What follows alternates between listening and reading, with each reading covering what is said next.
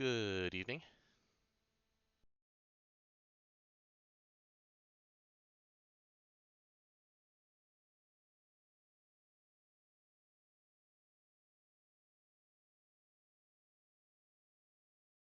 How's this? Okay, I does it can work hear now? you. Yes, Okay, coming in clear.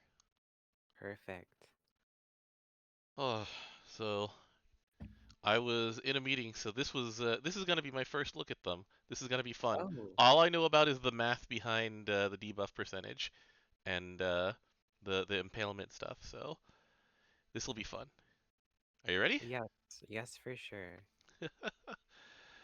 Alrighty. Welcome to Grand Blue Radio number 401. DJ is on vacation in Europe with family, so joining me today, Umi. Is me, Mikan. Do you want to introduce yourself just a little bit? Sure. So I guess some people might know me. I guess created the Advanced Grids wiki page, and I helped maintain it. And that was a couple years ago at this Hmm. point. And we've grown quite a bit since then. Um, and I just kind of show up here and there in various wiki projects or just like community projects, partnering with like other streamers like DY, and Hmm. I also stream a bit myself. But yeah, Yeah, and given as someone who does a lot of fan projects to another, it's like it is very impressive that you can stay on this project for multiple years with how quickly things change. So, yes, yes. Um, a lot of the comments I got when I first pitched the idea is like, why are you even bothering doing this? It's just gonna fail in like a couple months. I'm like, okay, guys. And here we are. yeah, don't underestimate the power of a very, very motivated fan. But it is still impressive when it happens. Uh, the average length of a fan project before burnout is something like 2 to 3 years. Yeah, I mean, I'm definitely feeling it a little bit, but I'm very, very grateful to a lot of the other people that are helping the project as well. So I don't feel like I have to constantly put like 110% into this project. So Ooh, like if I do feel like I need a break, I can take that break if I need to. all right. 1 second here. Let me check on something. Am I coming through all right?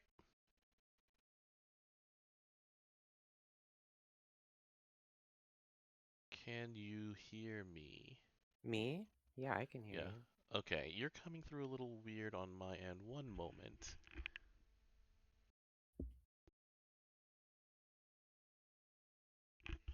All right, let's try that again. Can you hear me? Well, I know you can hear me. It was how I was hearing you that was an issue. Oh, Yeah, there's some static on the line. Let me try this call again. One moment. I'm just gonna turn off and recall.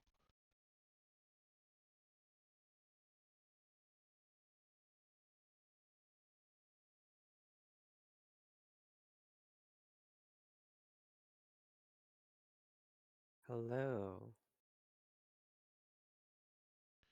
It is a problem with my sound chip right now. So it was my sound issues. So it looks like I will go ahead and restart my sound system.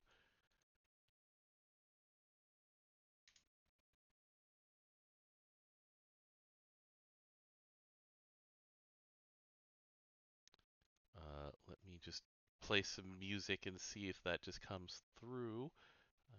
Da, da, da.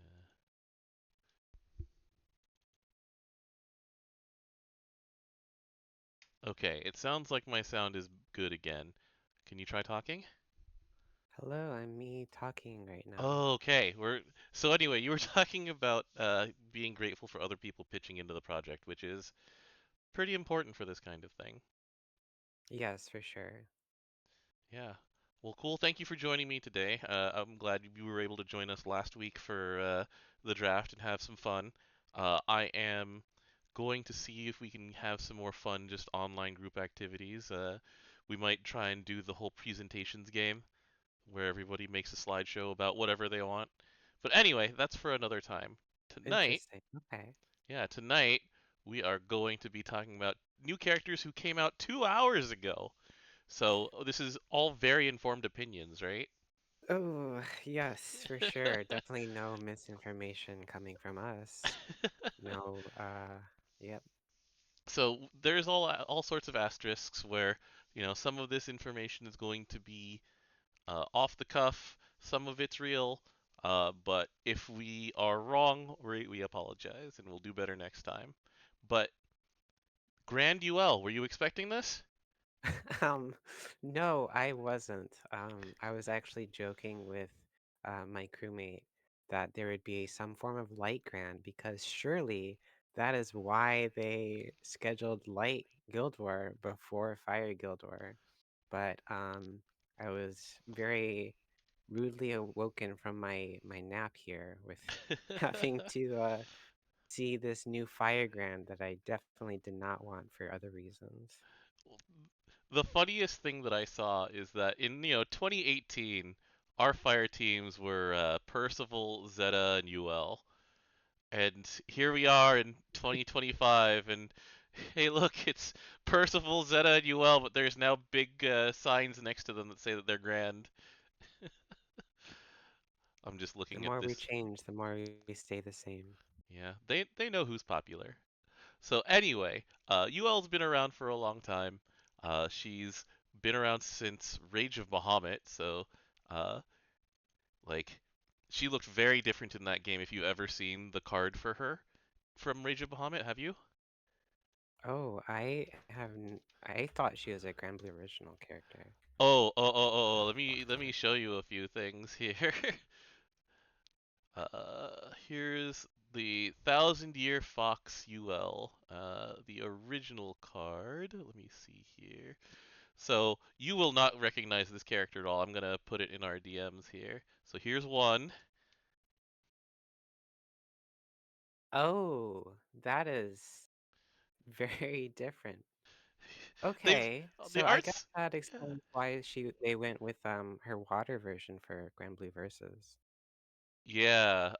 So that's like the old like white One Piece thing. Yeah. Uh, there's this one. Hold on. Let me share with the class as well. Let me grab this image and put it on stream. So here's another one. So this is looking a little more familiar. Let me add this in here. Do, do, do, do, do. So this is one form of old UL from Rage of Bahamut. We've Oh, got, that is just her grand outfit, right? I believe so. Big bow I'm in looking at it now. front, the They're the same. snake. Okay. Yeah. Here's another form of her. Let me copy this for you as well. Like she's had multiple versions in Rage of Bahamut, but once again, like they don't look that much the same. Like there's similarities for sure, but what we have now is definitely not what they had before. Yeah, the hair definitely changes the look and feel quite a bit. Hmm. Yeah, the the wink and the smile are the same. The fire is the same. The big fluffy tail is actually different because it started out much smaller and it got Yeah, it much is. bigger. It's pretty small there. Hmm. So anyway, but yeah, she's actually got a long history in games, so she kind of gets in via the like Jean method. But also, she's been around with us forever, right? She's gotten so many versions. There's a Yule Associate Dark. We have a Wind UL, a Water UL. So there's all sorts of things that'll be um, just justifications for them giving her a grand version. She has her own storyline that's ongoing. Um, Hmm. but yeah, you look at this version of her, uh, at least where my eyes went immediately was Crimson Dance Chin. So Chin, which goes into Yaku, which goes into Gyo. Um, and so the quest that you have here is so you go into Chin. And Sheen waits for um, six either chain bursts or triple attacks from her before the skill changes and it becomes Crimson Dance Yaku, which then waits for six more uh, in order to become Gyo. But once she's upgraded to Yaku, she double strikes. Always. No, no, no. No. Okay. Is That's it a just it's a one-time one turn effect. thing. Got it. She gets a single uh one. Okay. Okay. That's way less ridiculous but If still she was insane. like perma double strike, that would be absolutely nuts. Okay. See, that's where having someone else explaining these things to me helps, and also reading all of these nested tooltips. There's a lot of hidden information in here because you have to go in. But yeah, so Yaku, she dodges all. She she gives. All right, so the base version of it always gives the heal at end of turn, and then the one turn debuff cut. And then it waits around. Then when she upgrades to Yaku, then she gets the single turn of double strike. But then she keeps the heal. She actually gets an activation of skill one after she attacks once she's at level two. Mm-hmm. And then after another six, which is either chain bursts or triple attacks, and given that she's double striking, she should get two on that first turn, if not more. Then you go to Gyo. So that's one turn of triple strike. Um, and then the buff becomes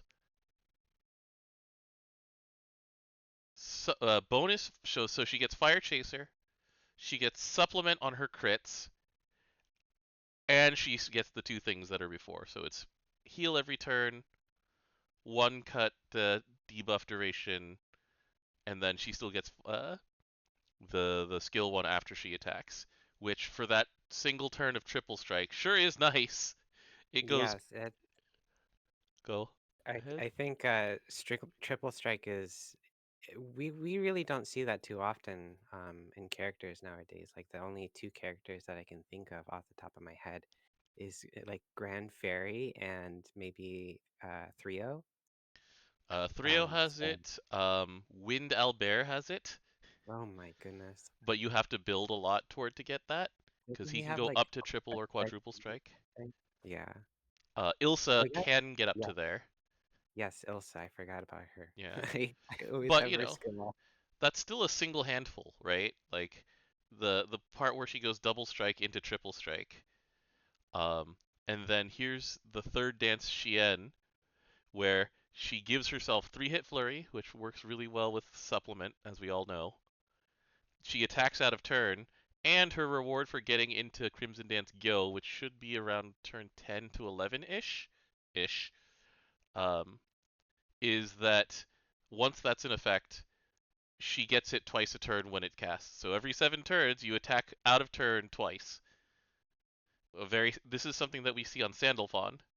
Like Yes, Grand I was just Sandalphon has thinking this, about right? that. Yeah. We use that quite a bit in like omen canceling because Oh yeah. its fury is just crazy. The amount of hit count that it gives. Um, she also, when she does that, since she's normal attacking when she does this, then she'll also do a dispel. She'll inflict Fox Flame and Singed, which is two debuffs, which is a magic number. So, the turn that she does this, that's four debuffs. It's God, uh, bare minimum, what, 12? No, three hit flurry. So it's 9 hits, 18 hits, 22 hits at bare minimum, basically. Well, she theoretically can only double attack, so I guess it is a mere guaranteed 18 hits. But like, still, that's a lot. Yeah, it's quite a bit. And there's so many other like multi-attack boosting things in fire as well, and Mhm. like within her own kit too. So Mhm. And then um we go down to the support skills, and it's like amplify fire damage against foes with Fox Flame, which she applies pretty constantly. Like, sure, the cooldown is 7 turns, but you'll start getting it after you upgrade the Chin to Yaku. Um, and then let's see here, boost her multi-attack rate, boost to dodge rate against foes with Fox Flame. So, she doesn't get any bonuses for dodging, I believe. It's just that she just happens to dodge a lot. which Um, I'm slightly happy for because I feel like RNG procs like that are always kind of annoying to work around. mhm. Either Yeah, you that's like want it or don't want to dodge or something like that. yeah, that's Uh, fair. And then when the other even more benefits for making it all the way to Crimson Dance Gyo, uh, fire characters get crit rate and damage cap boosts, and on her CA, so it's massive fire, a fire defense stackable debuff, a supplemental damage stackable buff to herself, and when she's there in Gyo, then she CA reactivates. yeah, So she has quite a bit for end game omen canceling. She's got like the multiple ogies, many hits, multi attack um per turn, so like attacking multiple times per turn. She's just got so much in her kit just based around that. Also the debuff clearing dispels, debuff counts, like there's everything there just in one character. yeah, basically the quote unquote downside or the requirement really is that she wants the fight to go to 11 plus turns before she's better than any other character you can put in this spot, which Yeah. isn't a downside, it's just a roll. Um, And I'm not sure how I would feel if we got another burst character in fire. yeah, a new ragazzo, like that's yeah. Or a new Wamdis or whatever. Um, the other thing is that you were talking about like Omen stuff, and then the only remaining V1 content that we have is Nightmare 200 and 250, and this is also like custom made to deal with a large amount of the BS that they throw at us in Nightmares. Yes. Once she's built up, then she will be dispelling every turn, sometimes multiple times. She will reduce the duration of debuffs passively and heal passively with even if you're stunned or charmed or whatever the BS that they give us is. And so like this is a character with a kit that basically says in any long fight bring me. And I think what's interesting is that her S2 buff, it's Mhm. not just like auto attacks, it's also Ogi chain burst. So like you can Mhm. still play her in charge attack based uh team comps. So Right.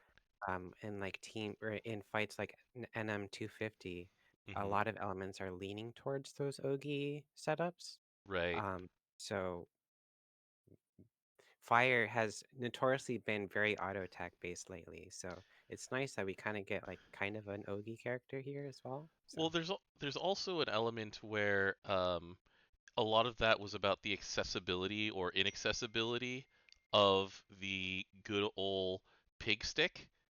The what is it called? The something something of the flock. 12th Uh, vertex of the Passel. yeah, that one. That's my curse of me spending way too much time on this wiki website. Yeah, the thing is, I call it pig stick, and people understand me, but that doesn't mean that it's like anywhere near to what its name is. It's the bamboo thing with We the pig on it.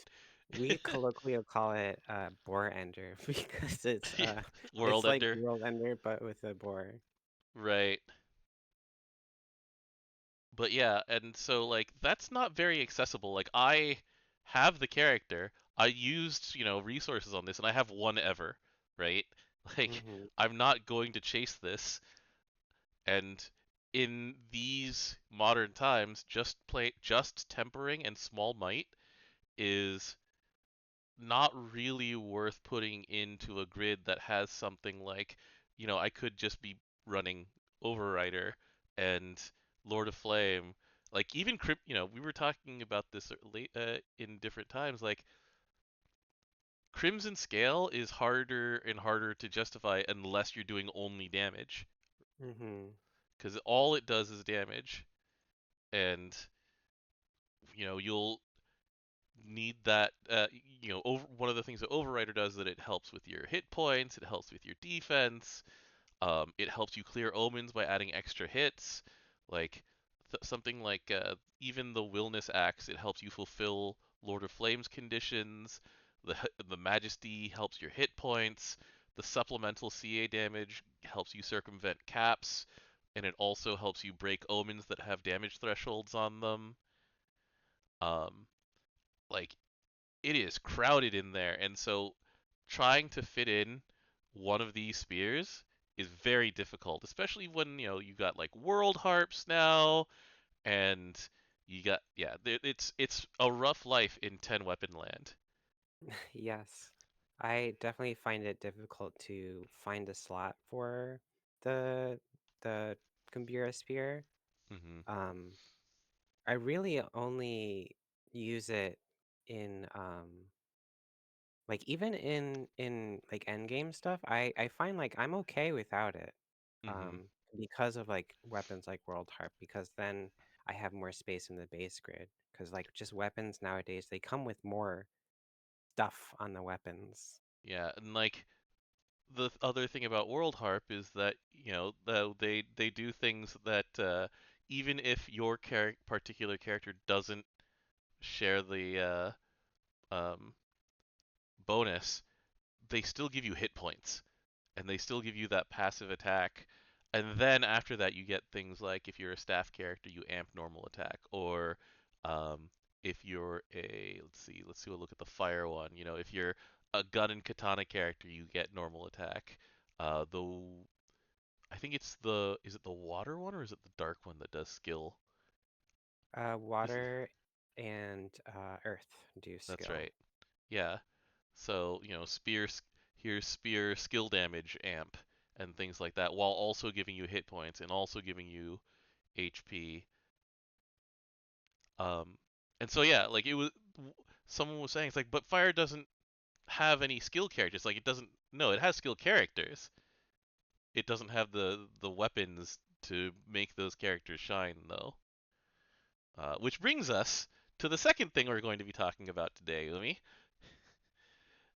Welcome Mm, to the Sennen Goji, the UL Grand Katana, which comes with a familiar skill with a new name, an old skill that's been very good for a very long time, and an entirely new skill. So we have Spectacle. That's the weapon skill that's on Agonize. Good old mm, Agonize. which And so, is surprisingly useful because it is unboosted, but the unboosted value is still very high. So it's still hmm like you can use it in unboosted setups where you can use like bubs or 000, hmm um, or still in boosted setup as well, and they'll still function very similarly to like tempering. hmm and something that's important to people who are just going to have this weapon as a one of, it is unboosted by any summon. So, you were talking about Bubs, but it's like even people who are still running Colossus can use this weapon here. What they won't get the most out of is Inferno's Impalement. We'll get to that third, because that one's the more complicated one. Mm, But here's the last skill where it says Scarlet Swashbuckler. So fire allies get skill damage cap up, and they amplify skill damage, and then if you have Fire Omega or Optimus at 280% or above, then it's even higher. And so this is something that currently exists on your Opus. where let's go take a look at one of them good old amp opuses. Opuses? Opides? Think it's Opie. Opie. I don't know Yeah, if we're allowed to say that on I camera. know. Maybe you can say it. I don't know if I can say it without getting canceled a little bit. So anyway, so we have things like honing, right, where it's like amplify skill damage, activates when either water blank Omega or blank Optimus is 280% or above, and this is a bonus for getting through Lucilius or the Granblue versus Rising DLC. But still, like this is Lucilius zero level skill stuff, and because it's amplify and not supplement, like amplify favors characters like say Sato who have 10 hits, right? Or like Shion has many hits. Um, Kumbira or like Nemone or Medusa, characters who are a little less used these days, partially because like supplement to fire was so hard to get. Um, but this is amplify, so this works with big single hits too. So your girl Frau, like, is Mm, licking her lips looking at this thing. yes. So, the big thing about Amplify is where, uh, maybe like a year ago, I think last Light Guild War, we actually saw grids dropping Harmonia, um, Hmm. or the general PNS weapon, with Right. Pact, for weapons that just boost bigger hits because bigger hits, um, overall is just it doesn't really have a cap with Amplify, whereas Supplement it always has that like same cap of Hmm. like 50k, 1,000 or 100k. Um, so these weapons are a little more future proof in that sense.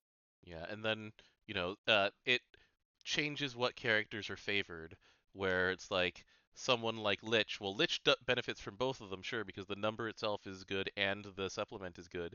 But then you look at someone like Alethea, and you know it's like single really big hit, four pretty big hits, two decently good hits, or his Earth version, which is just, oh yeah, these are the four single most like satisfying hits possible, and these four hits that are what 24 million in total. It's a lot when you're playing with Earth Alethea, but like you get it has more synergy with things like fatal chaining. It has more synergy with things like the now standard. The next six hits do amplified damage. Oh yeah, oh my gosh, I forgot about that synergy. Yeah, in which, we have ourselves someone in, the best character in Fire, like unquestionably. Also Arguably just, the game yeah, just entirely. just decides to drop this once you get to a certain singed level, you know. He's just like, "Oh, by the way, the person who goes after me does extra damage." Wait, it's down here. That's right. It's in his passives. And by the way, we didn't even say this about Yuel, where she just gives singed because, Why not? I Why mean, not? she's flame themed, fox flame, singed, sure. I mean, we did mention that she gives singed as one of the two debuffs, but still, like, yeah, there's a whole lot that amp works with, and so, you know, there's different things, there's different axes to look at now. It's like, and you said yourself that UL works with CA teams. Like, there's a lot of CA happy characters who can slot in very easily. Like I personally am a big fan of Seville Barra and Sato. UL works with them. Shion is much more skill focused, so works slightly less well with her, but still works well with her. You know. Um, but yeah, I mean, that's that's all that's in this package, and so I feel like this weapon existing changes how you build fire teams for quite a bit of things just by being around once a month as opposed to twice a year. And just like here's being amplify and other things. Yeah, I actually saw some other like larger Japanese content creators like Hmm. they were doing anniversary ticket like tier lists of like recommendations of what to pick. Hmm. And like there's all these characters that are like good to pick and then there's just the Kambira spear. Not even the character, it's just the spear. Yeah. Like people will talk about like creeping certain things out. It's like that one I am very glad to just not have in the considerations. This is like if you get it, sure. If you get four of them, sure. But do not chase this. Like you don't have to wait for this and chase it and feel bad that all it does is skill damage. Mhm. So I'm a fan of that. By the way, I thought that you were talking about the where is that? Hold on. This is it's just a shit post, but it's so good. Where is Oh, there it is. Did you see this Hecate tweet a few couple weeks ago?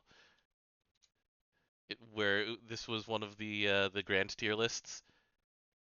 Oh, oh yes, yes. I would agree. I think yeah. Um, it's hold on. Let me put it in my stream for other people to see. This is my favorite tier list just because people are like, wait, where's person? Oh, and it's not it's not necessarily a tier list. It's just saying like what they're good at, where it's like the top is full auto, the bottom is manual, the right is more HL oriented characters, the left is more farm oriented characters, and just doing your dailies fast, or unite and fight, or etc. etc. etc. And then, where's There's Percival, everybody?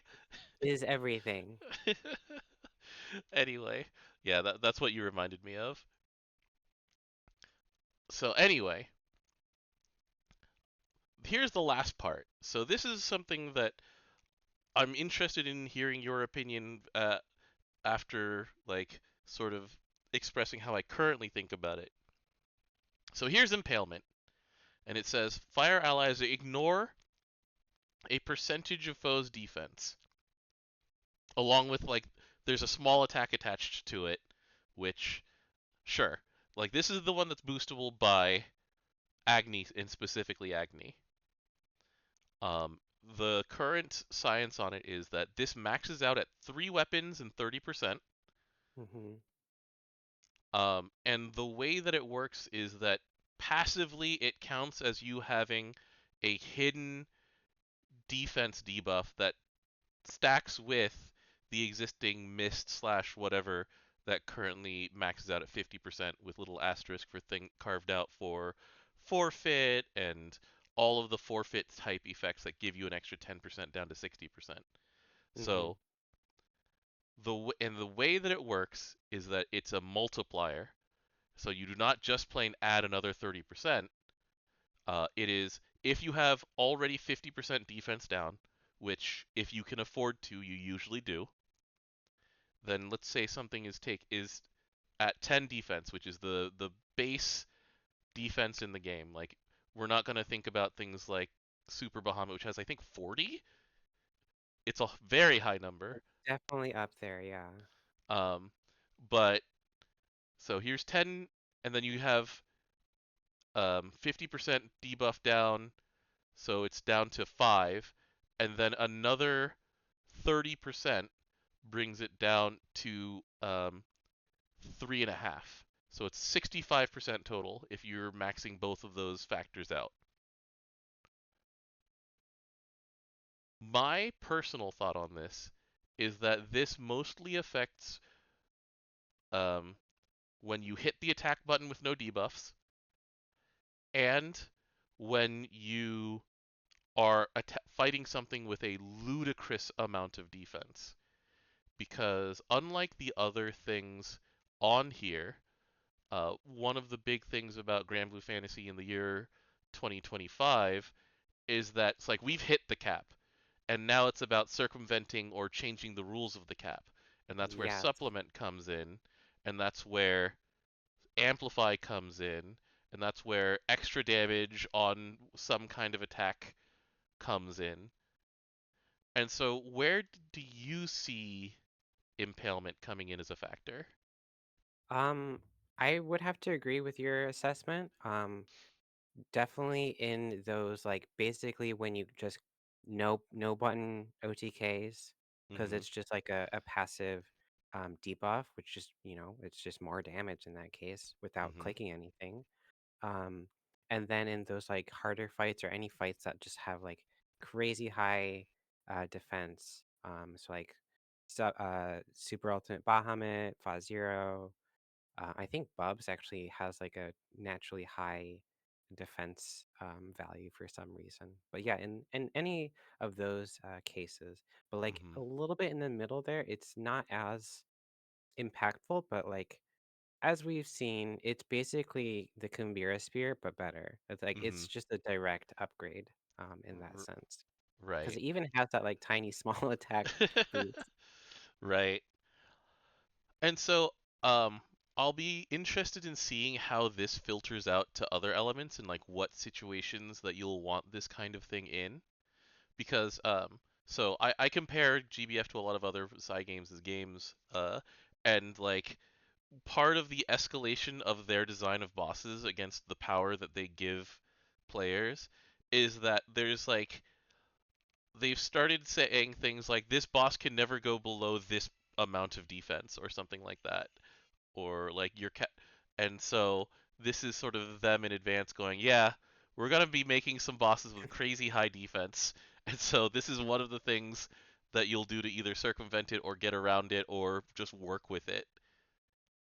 Um, like, but I don't know how often they'll be doing that because a lot of the time, in especially in their V2 fights, the two V2 fights that matter, Hexa and Lucy, like you're also hard capped on damage if the conditions aren't right. Where it's like Yeah.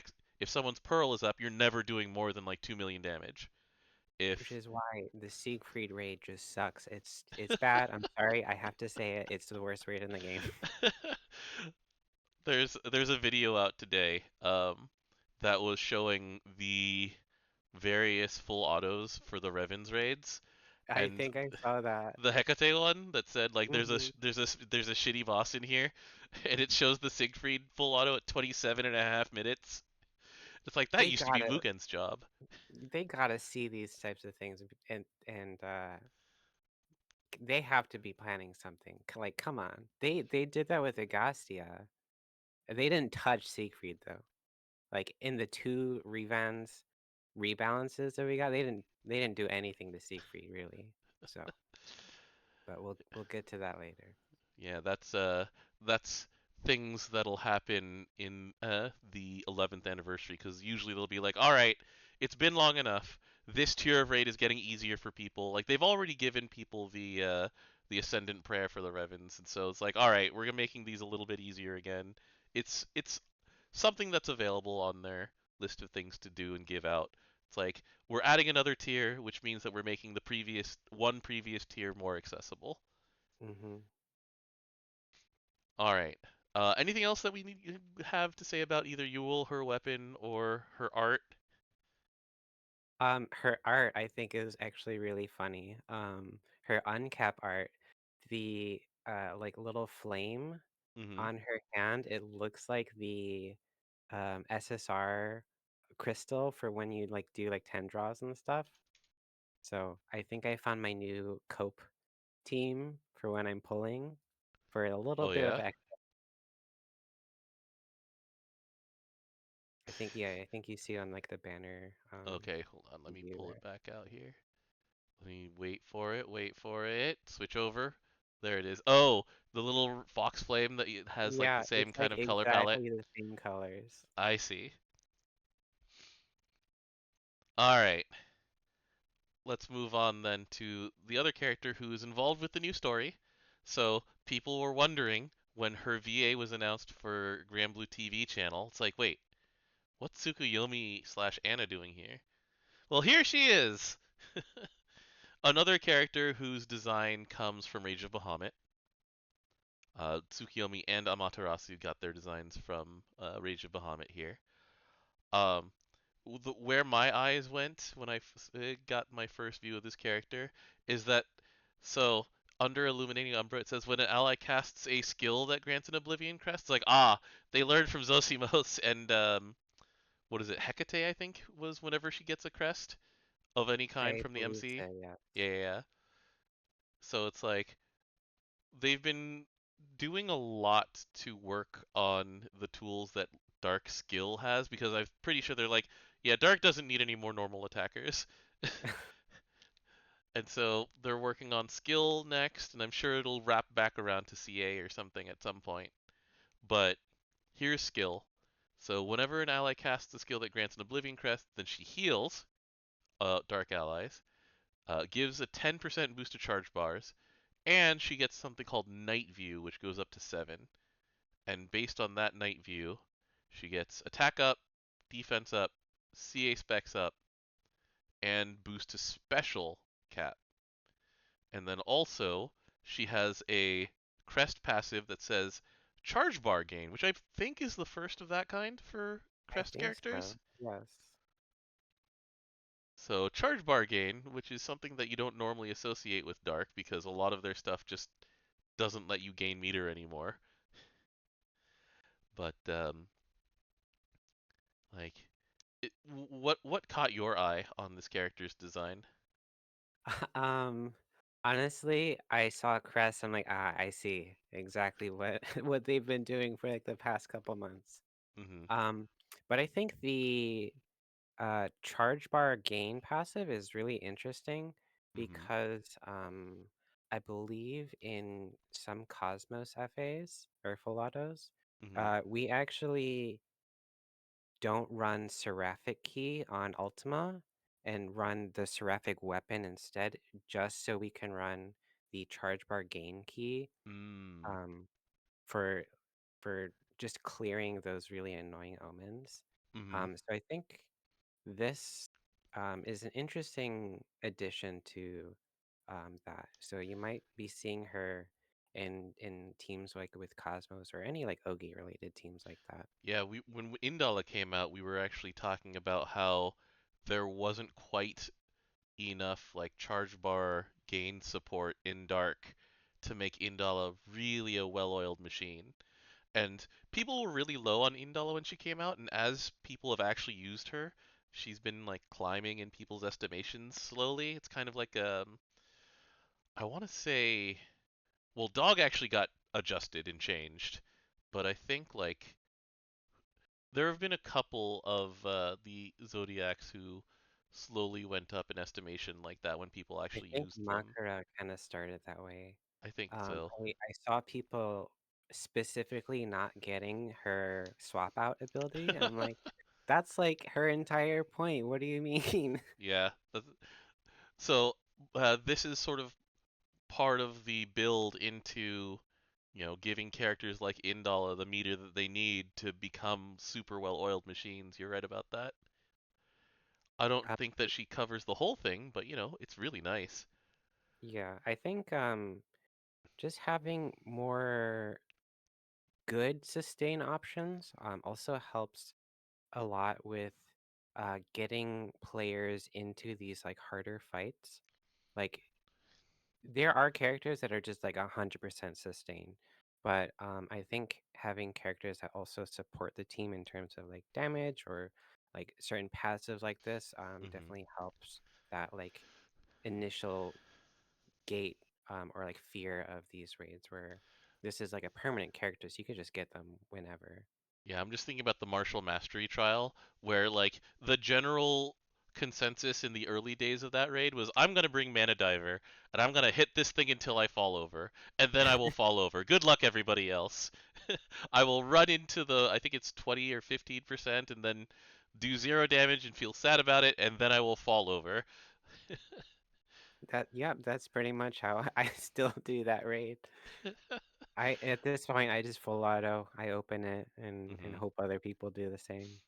Right, but this character having here's Moonlight Blessing, which is CA damage supplemented, damage taken reduced, permanent. One cut to debuff durations at end of turn, also permanent. And then, um, like this seems to be just a moon-related effect. Tsukuyomi also has the Kaguya button of everybody gets auto revive. Yeah, I didn't put the that together. You're right. Yeah, but this requires her night view to be 7. So, uh, like the night view as a thing is just like she needs to have any ally gain cast a skill that grants an Oblivion Crest. And as far as I can see it, it doesn't say it grants her an Oblivion Crest. It says Yeah, any. I think that's an interesting note. I Mhm, haven't personally seen any like showcases with her, but mhm. I feel like that is how it does work, and not Yeah, let me check the they Japanese come back text on later and here. be like, actually, it is only to her, so All it should right, affect her. let's see here. Yami zokusei kara ga sorezore no no, that's the other wrong. Mikata ga jibun mo fukumete mikata ga. So, including herself, any skill that adds an Oblivion Crest is the wording in Japanese. So, if she uses one that gives her a crest, she does it, which is her skill 1. Hmm. But also any ally using one that grants an Oblivion Crest either to themselves or others. Okay, so yeah, So like characters like Lobelia, um, the new Valentine's Lobelia, yeah, Holiday Secret, Magisa, or sorry, Secret. Summer Magisa. Um, Yes, Maggie said too as well. A uh, lot of press support is coming out. Even the selfish one, my friend DJ and I always talk about this with Manamel. She only cares about her own crests. She just gives them to herself. Like even Manamel will trigger this. And so when that happens, it's a 1,000 heal, which is pretty minor in the grand scheme of things. But you're gonna on the teams where you're bringing Tsukuyomi, this will happen frequently. So you'll just get incidental heals for crests. You'll get meter for crests. And then if you can, yeah, once you've hit the 7th one, then you can get the auto revive and all of these bonuses. Notably, none of these bonuses care about skill damage, which is where crests had been before. Yeah, so we're definitely seeing more hybrid teams kind of get more support here, which I think is really interesting Hmm. and almost necessary for tackling some of these harder fights. Right. And then, so here is a refresh, which is, it says in the Japanese, it is, let's see here, where's the refresh? The CA is 2,000 heal. The refresh, let's see here. So the shield is 5,000. The refresh, I don't see numbers on. Oh, 5,000 shield, that's pretty decent. Yeah, for the second cast. And then dispel cancel also on the second cast. Which, you know, it's a pretty long cooldown, so getting that second cast will take a lot of CAs, essentially. Because her CA is a 2,000 heal, it's a debuff remove, and it's a 1 turn cut to Beacon in the Night. So she wants to CA a lot before you're gonna need like 3 or 4 before you notice that it can recast it. But she does improve her own CA rate a lot because you know, let's say that you've gotten to Night View 7 by the time that she actually hits Descending Dusk here, then she's getting 60 meter, and by 60 I mean whatever the number of Under the Cover of Night gives. So she can basically give herself a full meter on turn 1 if you're doing it right.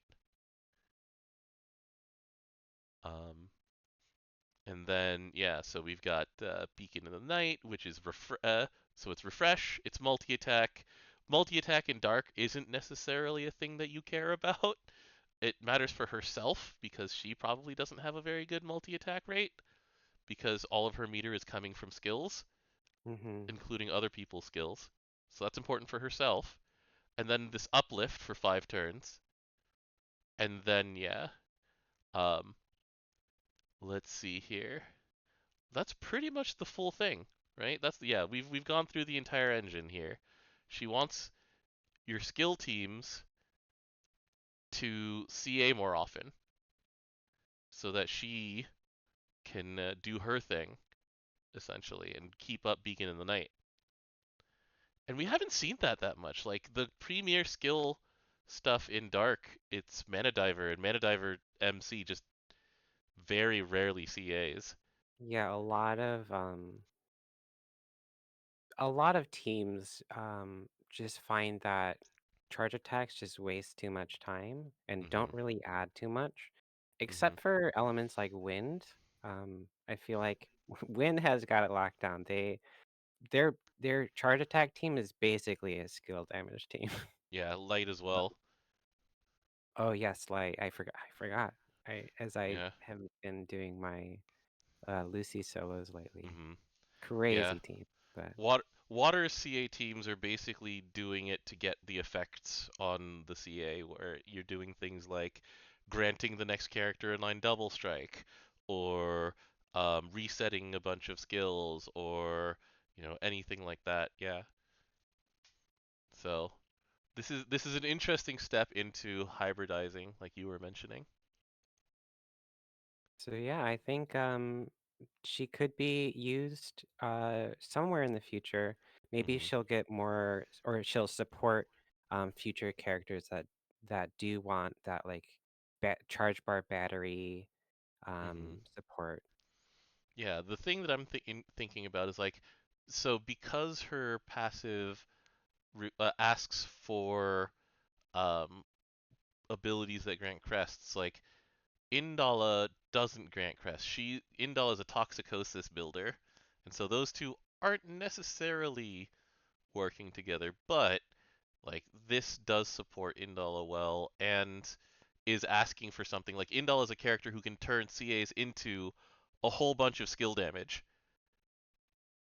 Um, and you but she can't turn turns into meter very well. Yeah. But anyway, just interesting seeing how these things will evolve from here. And then yeah, the elephant in the room is Zosimos, as we mentioned, where it's like, yeah, they built in something that specifically says it's not just when passive stuff gives you a crest, where I think Zosimos is just every X skills that you just get a crest. Yeah. Anyway, so very very interesting design here. Like they're setting foot in multiple worlds for both of these characters. I also find it funny that the Fate episode preview thumbnail is still old UL 2014 Oh character. my goodness. We've come a long way. We sure have.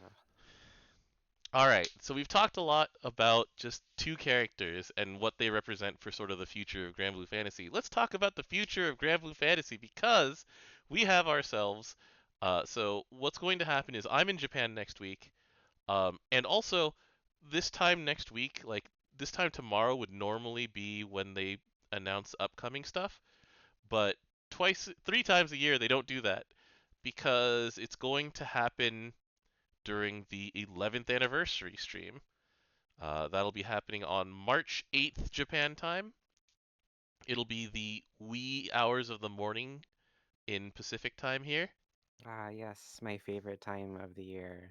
Staying up super late. Yeah, yeah, I know.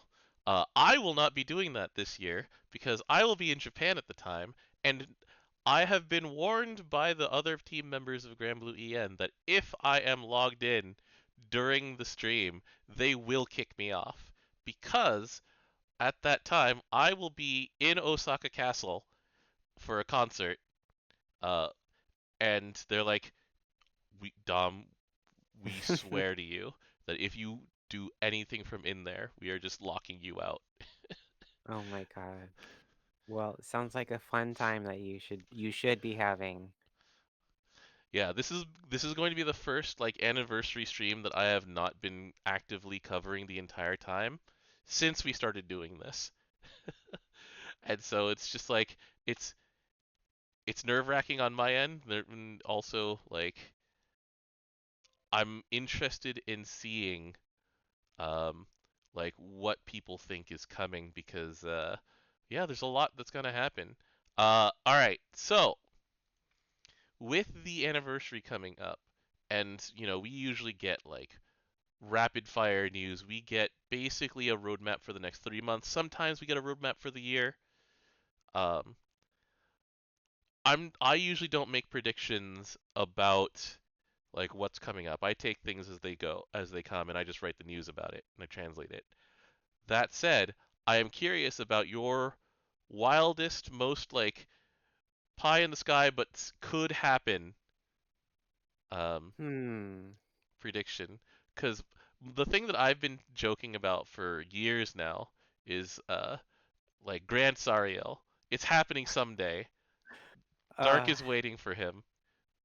That's my crewmate is like a huge Sariel fan, and when we saw Tsukuyomi in the event, we were all joking on him that Tsukuyomi's gonna be the seraphic character instead of Sariel.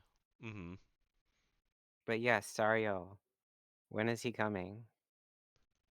very good question. But anyway, so yeah, that's one of the joking predictions that I tend to make. Uh, my other thing that I'm going to be joking about is what the April Fool's collab is going to be, and my after this year, I am thinking it's like, oh, it's Pop Team Epic, isn't it? It's Yeah, coming. I did not expect to see that reveal on Versus. That took me for a surprise. Yeah. So it's because they worked with the studio for last year's April Fool's joke for Rising. They did Fan Blue Grantasy versus Rising or something like that. Oh, is that the same? Okay, That's the I same see it studio that now. did, yeah, made Pop Team Epic.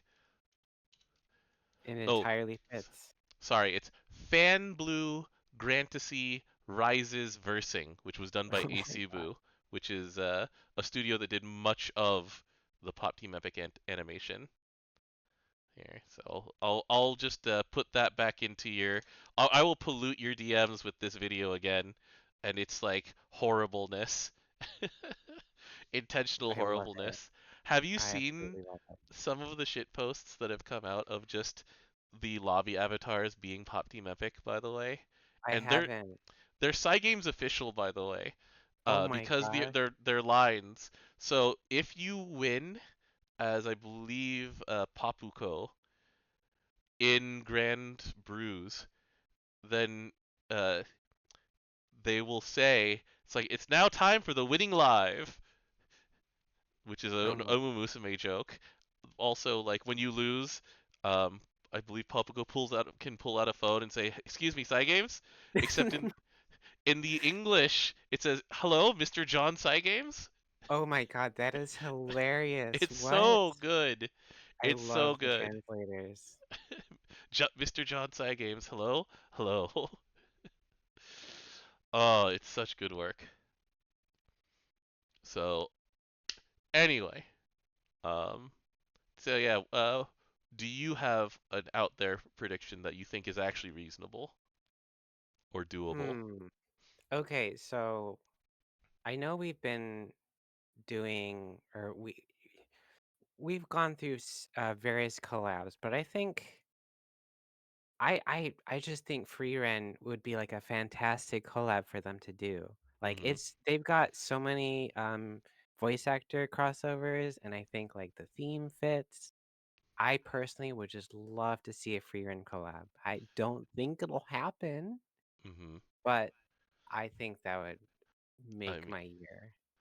I mean, over here in the anniversary event, which we're not covering because it's not done yet, um, we do have our boy Stark down here playing one of these edgy boys, Kobayashi Chiaki.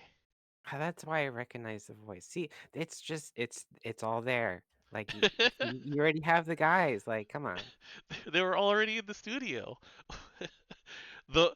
They were already in the studio speculation gets real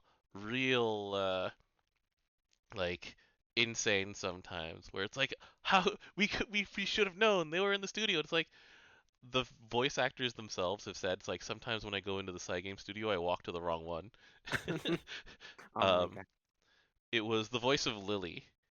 She's a big Princess Connect character, but she's also been in like um, also came from Rage of Bahamut first, and so she said on her Granblue TV channel incidents and like interviews, she's like, yeah, so I'll go into the studio and I'll walk out of pure habit to one of the places, and they're like, oh, you're not with us today. Go down the hall. Like you're at the other one.